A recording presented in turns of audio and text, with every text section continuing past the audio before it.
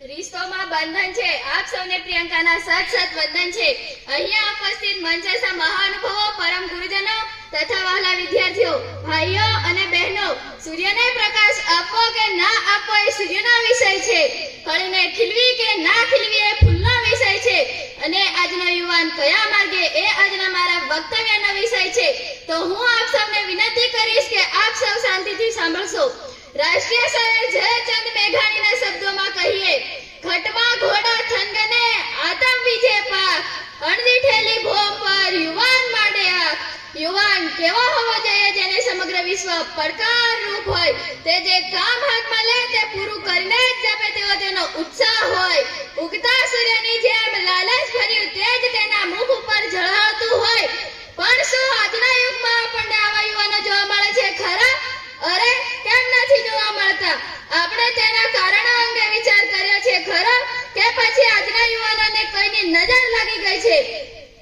કે પછી ભ્રષ્ટાચાર, વ્યસન, ફેસબુક, ઇન્સ્ટાગ્રામના યુગમાં તેની તાકાત જ ખતમ થઈ ગઈ છે? અરે ક્યાં ગયો આઝાદીનો યુગ જ્યાં યુવાનો માથે કફન બાંધીને નીકળી પડતા હતા?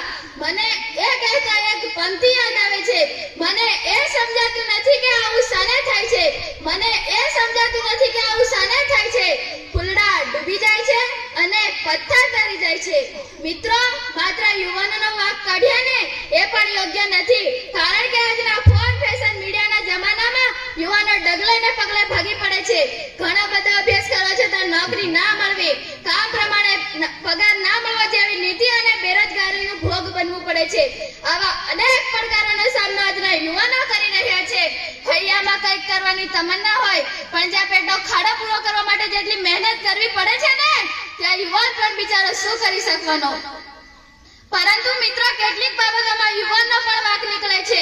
યુવાનને પૂરતા પ્રમાણમાં સગવડ મળી રહે છે, તેઓ ધ્યાન લગાવીને ભણતા નથી। કોલેજ બાદ યુવાનની જિંદગીનો સુવર્ણકાળ હોય છે। આવા સમયે યુવાનો અન્ય યુવાનોને ગેરમાર્ગે દોરે છે। યુવાન નકલ કરવામાં વધુ પસંદ કરે છે।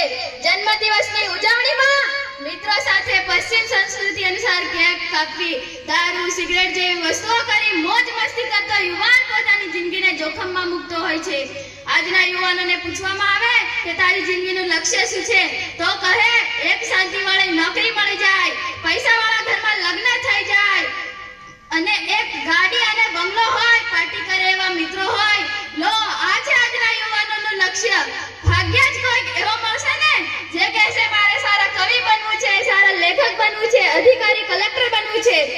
મિત્રો, સાંભળનારા લાખો મળે છે, સંભાળનારા હજારો મળે છે, સમજનારા સેંકડો મળે છે, પરંતુ તેને અમલમાં મૂકનારા માંડ કોઈક જ મળે છે।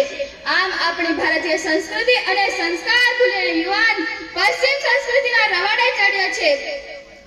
જે યુવાનને માતા પિતાએ પ્રેમથી મોટા કર્યા છે ને, તેમને વૃદ્ધાશ્રમમાં મૂકવા જતા આજની યુવા પેઢીને જરાય શરમ નથી। શું આ છે આજની યુવા પેઢી? જો ભારતમાં આવા યુવાનો હશે ને, તો કે આજે ભારત દેશ વિકાસશીલ દેશમાંથી વિકસિત દેશ બનશે। પણ કહેવત છે ને મિત્રો, જેમ વસંતમાં નથી ખીલ્યા ને પાનઘરમાં શું ખીલવાના, જેમ વસંતમાં નથી ખીલ્યા ને તે પાનઘરમાં શું ખીલવાના। જે પોતાના મા બાપના ના થયો હોય ને, તે પોતાના દેશના શું